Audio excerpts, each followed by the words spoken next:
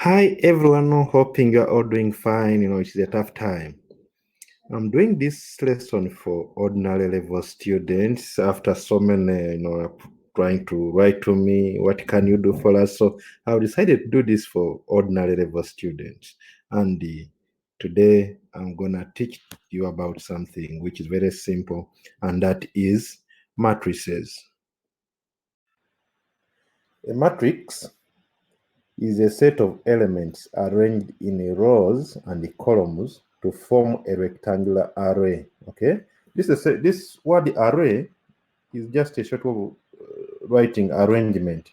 Okay, you can say to form a rectangular arrangement. Okay, the numbers are arranged in rows and the columns, and when you make that arrangement, okay, you form that rectangular array, and that's what we call a matrix. Okay, how are matrices developed? The proof of matrices. How are matrices developed? Let's look at this information which I've obtained today on a certain website, and we see, what is the use of matrices.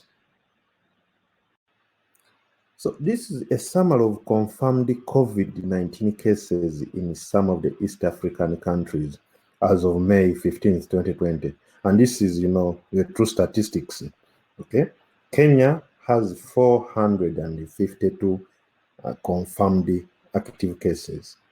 287 have recovered and 45 have died. Tanzania has 305, 183 have recovered and 21 have died.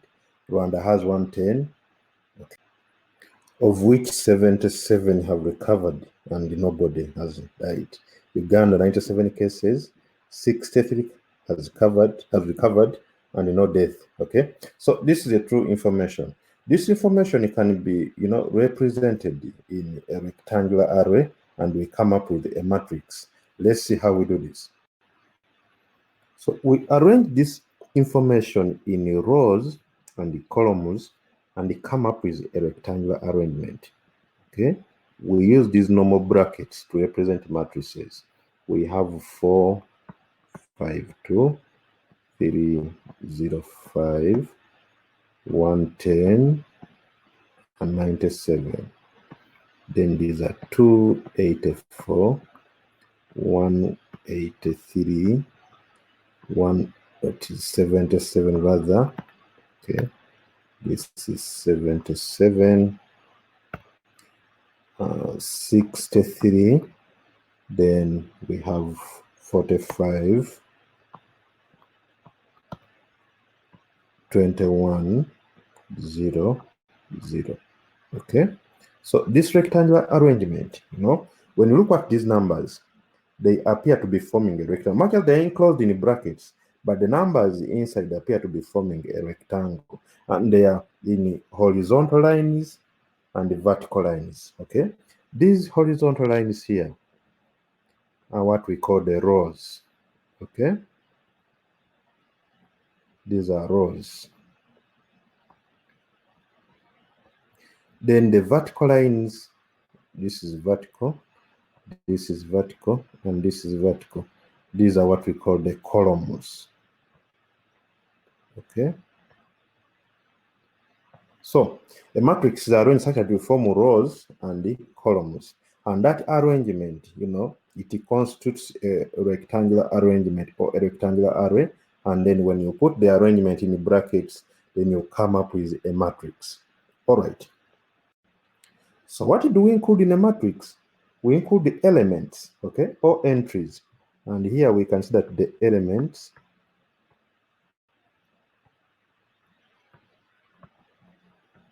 are, okay, you have 4, 5, 2, that is an element. Okay, 284, that is an element. 45 is an element. 305, okay, 183, 21, and so on. You can write all of them if you have the time. Okay, so ladies and gentlemen, I'm sounding a strong warning. When you look at these statistics, these are not figures that I have come up with from my head. These are true figures, and therefore let's social distance. Okay, let's stay at home if we don't have anything taking us out there. Move when you have put on a mask. The disease is real, it is killing people. You can see We have lost 45 in Kenya. We have lost 21 in Tanzania. Much as nobody has died in Uganda and Rwanda, you cannot guarantee. Okay, so let's try to observe. This is a tough time for everyone. Put on a mask. Okay, yeah, that's what I wanted to pass on to you as we learn matrices. This information is so important to each and everybody. All right. Next, we discuss what we call order of a matrix. What do we mean by order of a matrix? So a matrix consists of rows and columns. Rows are horizontal arrangement, while columns are vertical arrangement. When I look at, let me give you an example here. If I have a matrix represented by A, B, C, D, E, F, G, H, I. Okay, that's the matrix. So the rows, we're emphasizing these are rows, the horizontal arrangement here we have here on this line, those are rows, and that's the first row. Okay, this is the second row, and then the third row. So the horizontal arrangement, those are rows. And then the vertical arrangement, when you look at A, D, and G, they are appearing to be in a vertical line. And that vertical line is what we call a column. So A, D, G, I, and D, the first column. B, E, H, this is the second column. Okay? And then this the third column. So if we are asked to describe this matrix in terms of rows and columns, we shall see that it has 3 rows, okay, and the 3 columns. We shall later see that if the rows and the columns are the same, that matrix will be called a square matrix. But we shall get that in a minute. Okay. So what is the order of a matrix? Order of a matrix, when somebody mentions about order of a matrix, what should come to your mind are rows and the columns. How many rows do I have? And how many columns do I have? That's what we call order of a matrix. Let's keep writing more information about this. So, when you have information, okay, you will never get confused about something. And my lessons are not intended, to make you pass exams, but they are equipping you with knowledge. I always tell this to my students. I've never trained the students to pass exams. I always equip students with knowledge so that they can pass exams, because there is nobody who can make it. Okay, if you make it, okay, without knowledge, then you are just a gambler. Okay, but if you have the knowledge, you never fail an exam. So I'm equipping you with knowledge. I'm not training you to pass exams. I'm stressing this once again. So purely the size of a matrix or the order of a matrix is determined by the number of rows and the columns. Okay, so you state the number of rows first, and then you state the number of columns, and we put a multiplication sign in between the rows and the columns. It's just a short way of writing the order of a matrix. Okay, this is this by this in terms of rows and columns. It is m rows maybe and n columns. A matrix having m rows and n columns is called an M by n matrix. Okay, and refers to as having order m by n. Okay, if I give you an example here to stress this, if I write 2, 3, 5, 1, 4, and 3 as a matrix, okay, then this has order, this has order. We state the rows first and then the columns follow. So there are 2 rows because I see 2 horizontal lines, okay, and then there are 3 vertical lines. So it is a 2 by 3 matrix. Okay, so it has order 2 by 3. Okay, don't multiply 2 times 3 and get 6 and say the order is 6. No. Okay, it's this is just the way of representing or stating the order of a matrix. There are 2 rows, okay, and then 3 columns, and the order is a 2 by 3. Okay, let me hope this is stressed. This point must be understood. And if you want to understand, in mathematics, Just understand it part by part. Make sure you understand each and everything. There is nothing which is hard. People say the subject is hard. That's just, community kind of conversation is you meet people in the market talking about it is. But, it's not to be scared because it depends on the environment in which those people are taught. The attitude, okay, also determines and the resources they had. But this is not really hard, when somebody scares your head of time, it ruins your understanding. It collapses the thinking process. Therefore, students, this is very simple.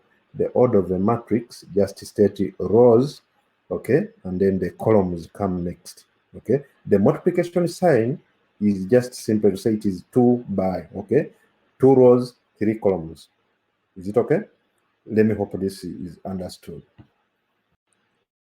So the other thing I should stress here is size of a matrix and the order of a matrix. Those two mean exactly the same.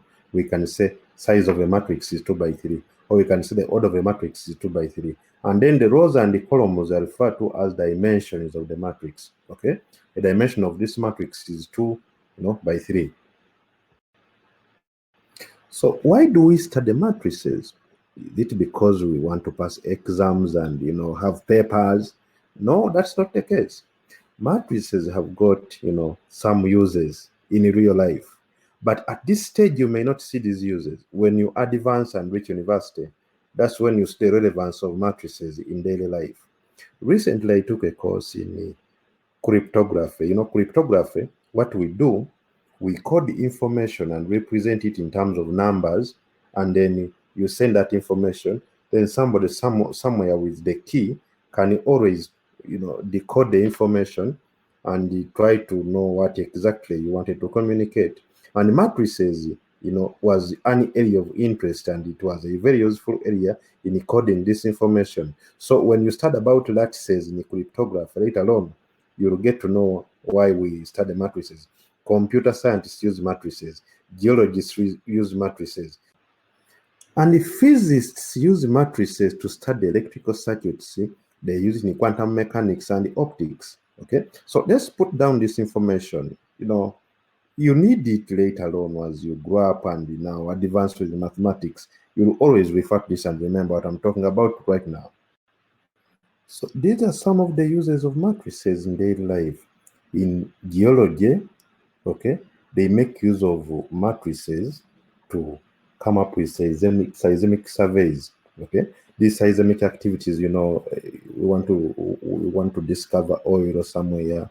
We are doing this. We want to put up a borehole. We want to do this. We are looking for minerals. Okay, so they use matrices. In physics, there are so many uses of matrices. In programming and in IT, matrices have many uses. So this knowledge is so important. You learn something knowing that in the future you will use it, and you can't do really without mathematics in daily life. So you need this. It is so important. So far we have defined what a matrix is, and we have talked about the order of a matrix. Let me give you just a simple exercise, and we see whether you have mastered what we call order of a matrix. So next we talk about the types of matrices. We have some types of matrices that you need to know so you can be equipped with this information. If we talk about a particular matrix, you have knowledge of what we're talking about. The first would be row matrix. Row matrix. What is a row matrix? Okay. A row matrix consists of one row. Okay, you only have one row. Okay, e.g., you have a matrix which is 4, 3, 7, 2. Okay, is when you look at this matrix, there is only one row. if you are keen, this is only this is a row running horizontally, and it is 1, but the columns you have 1, 2, 3, 4. So is a 1 by 4 matrix. So when you have a matrix with only one row, then it will be called a row matrix. Okay, what other type of matrix can we talk about? Another type of matrix that we can talk about is a column matrix, and this consists of one column only. You only have one column. Okay, an example we can give here. Let's talk about 6, 3, 8. Okay, that is a column matrix. Is a column matrix of order.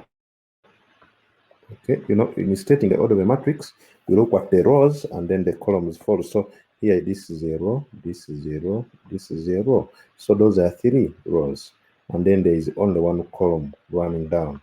So it is a 3 by 1. Okay, and something you have to know about these two types of matrices. With a row matrix, it has more columns than rows. There is only one row and many columns. Okay, when it is a column matrix, there are more rows and only one column. So these are simple matrices. Okay, you never know, they might be used. Yeah, actually we're going to encounter them. So it is not a probable situation. We are going to meet row matrices and column matrices. Okay, yeah. So we can start. So we have 5, 2 is a column matrix of order 2 by 1. Okay, if we talk about 4, 0, 7, 3, this is a row matrix of order 1 by 4. So let me hope you understand what we mean by a row matrix and a column matrix. Let's look at other types of matrices. But before we look at the other types of matrices, there's something I should really inform you about these column matrices. Sometimes they are printed. In printing, sometimes to conserve space, there is already written. So let me put this down for you. So because a column matrix, takes much vertical space, sometimes they try to conserve space in printing. Okay, so instead of writing 6, 3, and 8 as a column matrix, you'll find it sometimes printed as 6, 3, 8. But this is not so common. I'm just telling you about something which you might encounter in the future. This is not so common. We don't use this so frequently when we are asking the students to answer questions about matrices, because some of them could be confused. Okay, yeah. So this is what I wanted to inform you about, and better take note of it in your notebook. Always refer to it. And as students, don't be confused. If I write 6, 3, 8, and I put these commas, then that becomes a set. But be careful here in writing a column matrix, using curly brackets in printing. There are no commas, and all matrices, okay? When you are representing a matrix with entries, if we are entering the entries of a matrix, we will never put commas anywhere. So these two are not the same. I'm warning you about that. Those two are not the same. Okay, this is a set and this is a column matrix. So we talk about 2 more types of matrices that are so useful in our discussion, and the other type of matrix we can talk about is what we call a square matrix. Square matrix. And what is a square matrix? In stating the order of a matrix, we talked about rows and the columns. We said if we have m rows and n columns, that becomes an m by n matrix. But if the rows and the columns are the same in number, then the matrix we have is called a square matrix. Okay, you have number of rows equals number of columns, then you have the square matrix. Why called a square matrix? You know, when we are arranging these numbers to form a matrix, we call them entries or elements, and if we have A, B, C, D, E, F, they appear to form a triangle, a rectangle rather, okay?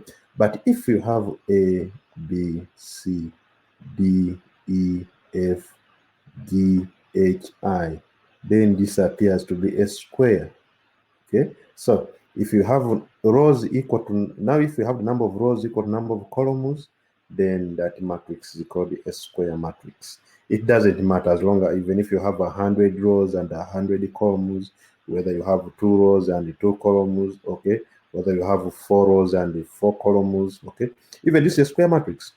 1, 2, 3, 4 is a 2 by 2. This is a 2 by 2 square matrix, okay?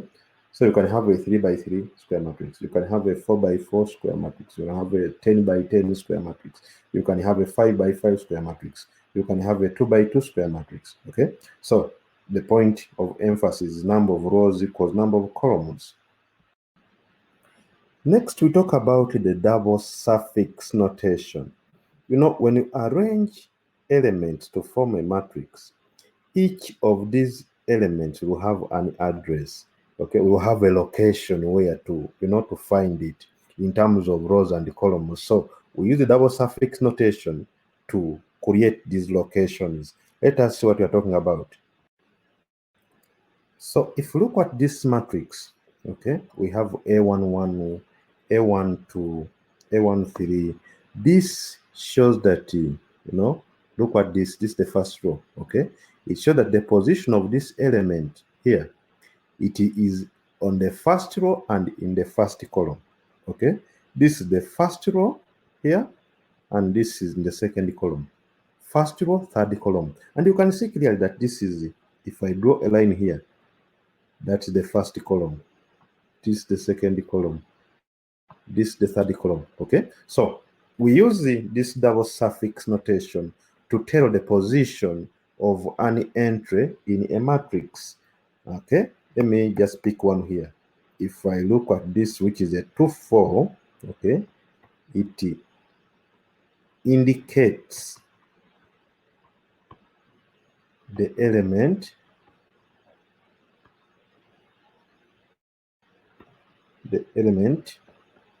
in the second row and the third column. Okay, so the double suffix notation is about the position of an element in a matrix. Okay, the rows always come first, followed by columns.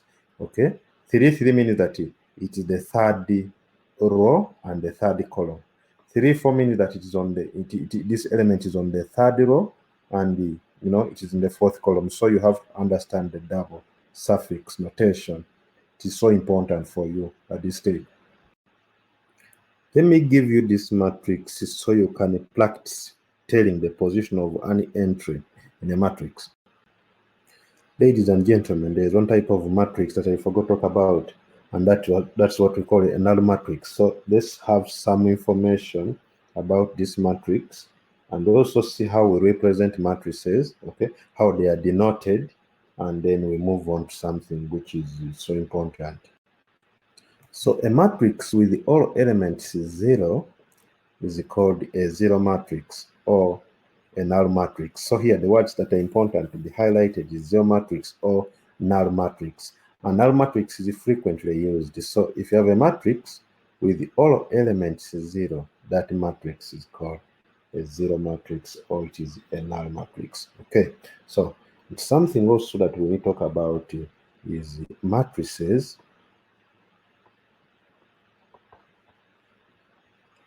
are denoted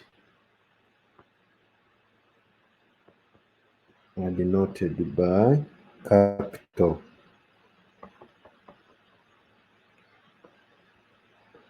letters, okay, in bold.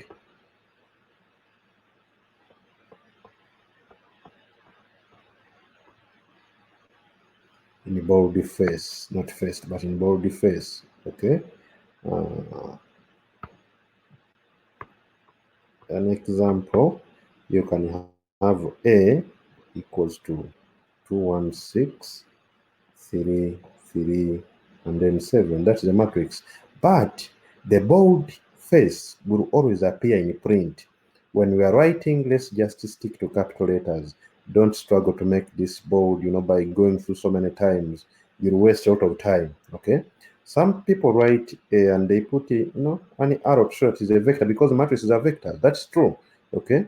So you can have a matrix B equals to 0, 0, 0, 0. Yeah, this matrix, what we are calling a null matrix, okay? Which is a null matrix. All elements are zeros. Okay. Then that matrix becomes a null matrix. So next we talk about equal matrices.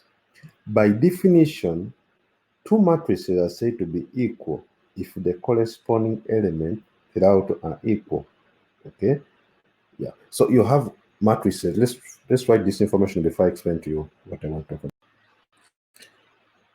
So if we have these two matrices, A, B, C, D, E, F equal to 4, 6, 5, 2, 3, 7. We are saying the corresponding entries must exactly be equal if the two matrices are to be called equal matrices. So what does it mean? It means that then my A will be a 4, B will be a 6, okay? C will be equal to 5, E, okay? B, C, D, okay, let me write D. D will be equal to 2, E will be equal to 3, and then F will be equal to 7. So the corresponding entries must exactly be the same, okay? Now, look at these two matrices.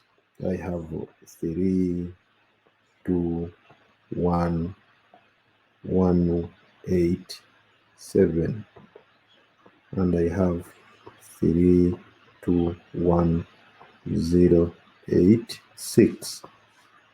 These two matrices are not equal because much as the elements on the first row are equal and exactly the same, the corresponding elements are exactly the same.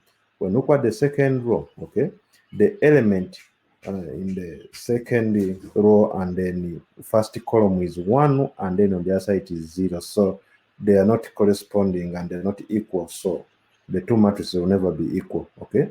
And you do not base on the size of the matrices to tell that they are equal, because we say that if you have two equal matrices, then they must be of the same order. Don't think that if I have 2, 3, 1, 8, and I also have 1, 4, 3, 7. This is a 2 by 2, and this is a 2 by 2. They all have the same order, but the corresponding entries are not the same. 2 does not correspond to this, okay? So a 3 is not equal to 4. Therefore, these two matrices, much as they have the same order, they are not equal matrices, okay? So what makes two matrices equal? The corresponding entries must exactly be the same, and the matrices must have the same order, okay? That is it.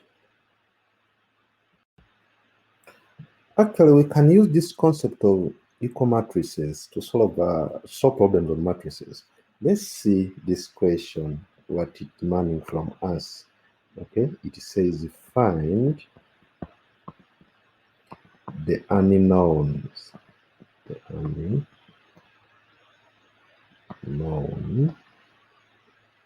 Okay, in each of the following.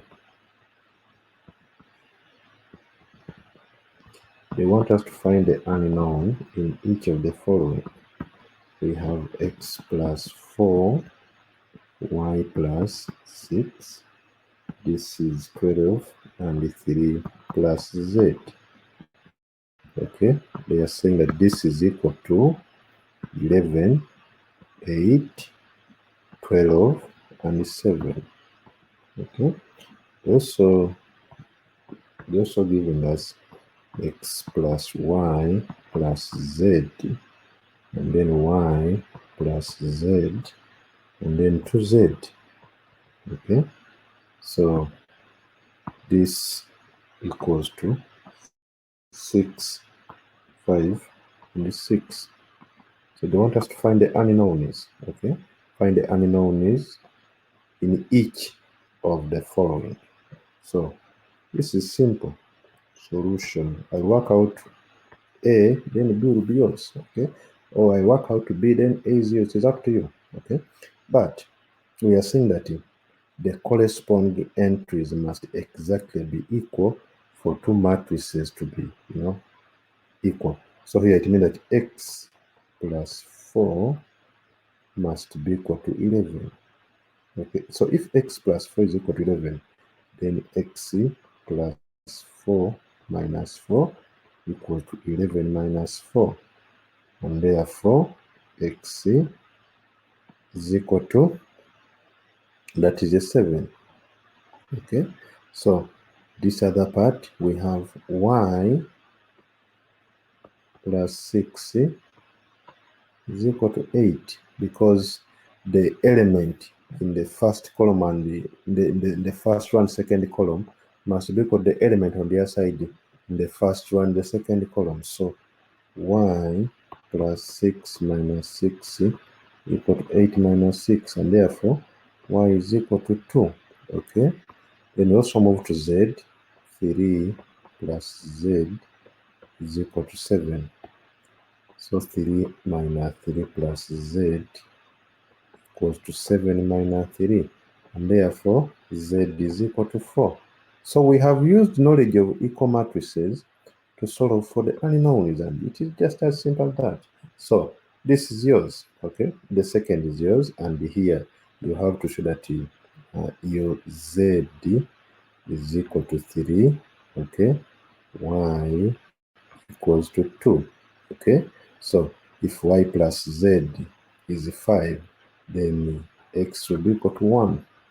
So you try to show that the unknown is in the second will give us this. That's now your work. Just test your understanding. But the concept is just simple.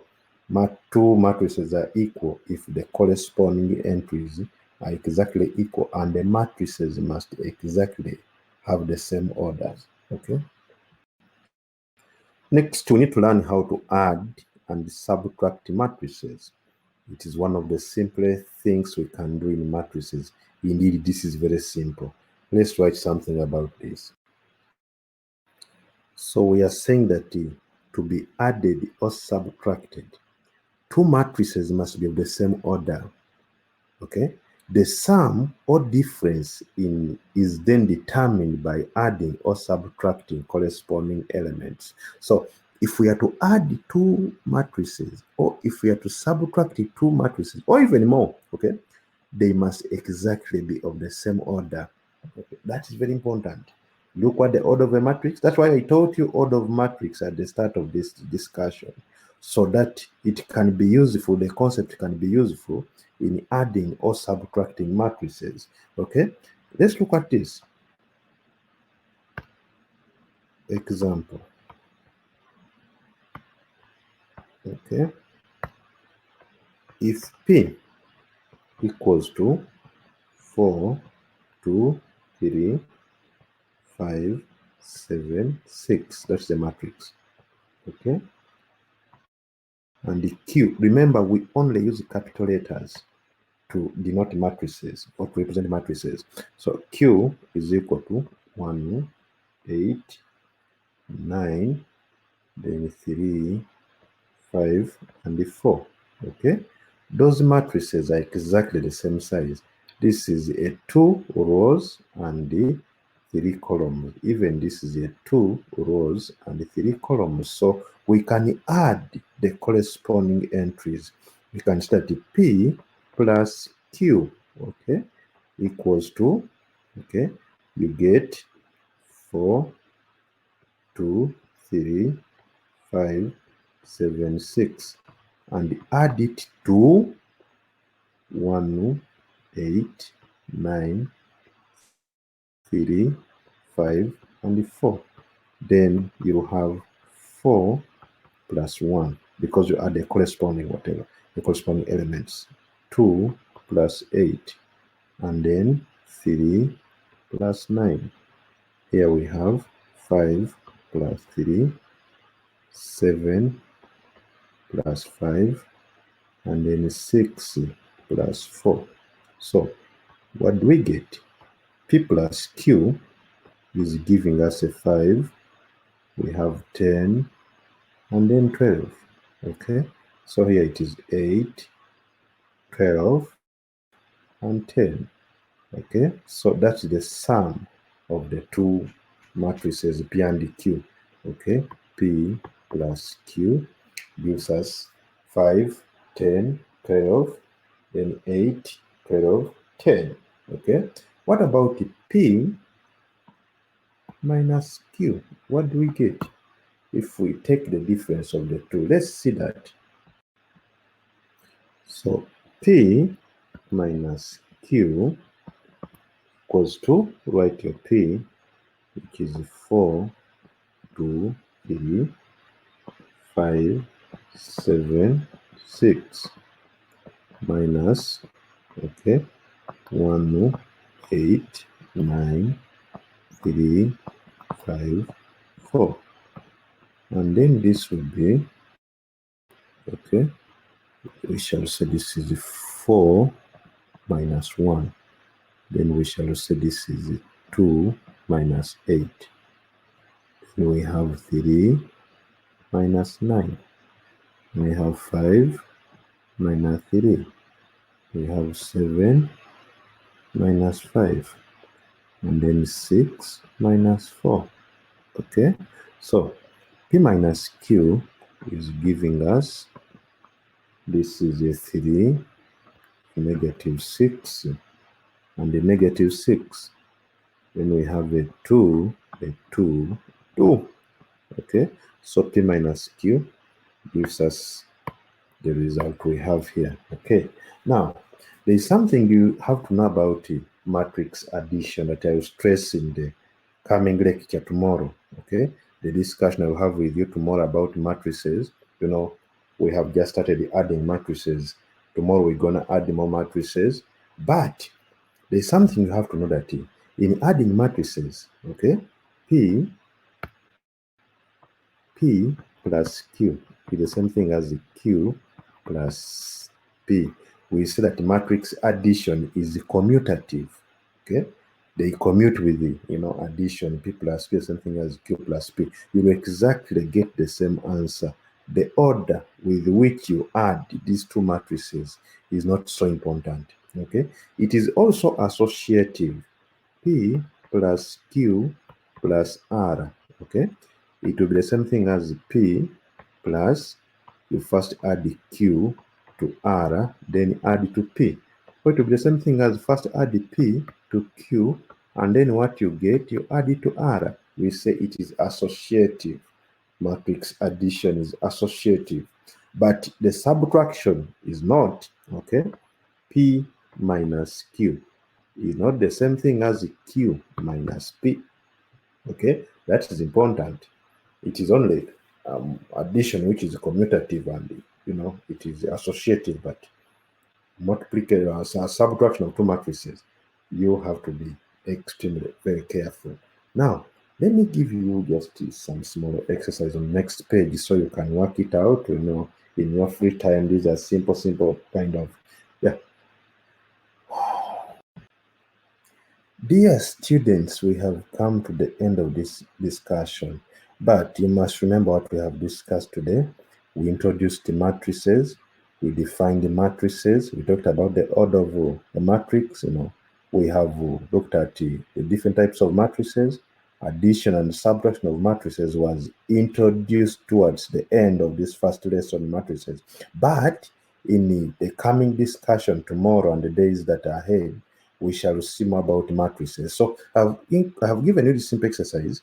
Try to add these matrices, try to subtract and see what you end up with.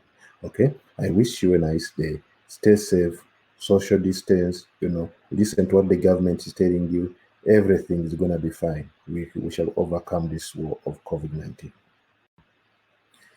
Lastly, to create these lessons, I use tablets. I use a Microsoft Surface Pro, but it heats up so fast, and when it heats up, the audio gets distorted. So if there is anybody who is willing to sponsor me, I want to buy a very nice iPad that is a high speed with a high processor, so I can continue helping the students. Okay, this information is available for free on my channel. What you need is just data, and I will be sending you the link every day. Okay, so if there's somebody willing to sponsor me with a nice iPad, or if you know somebody in the government who can come to my rescue, I'm also trying to fight by teaching. Okay, yeah, so this is what I wanted to pass to you. Please help me and reach out to those who may want to sponsor me, so I can have a nice iPad and have very good audio and give you good information, because I'll be posting these videos even if you go back to school after. You keep posting, so you can always follow my work and learn something. Okay.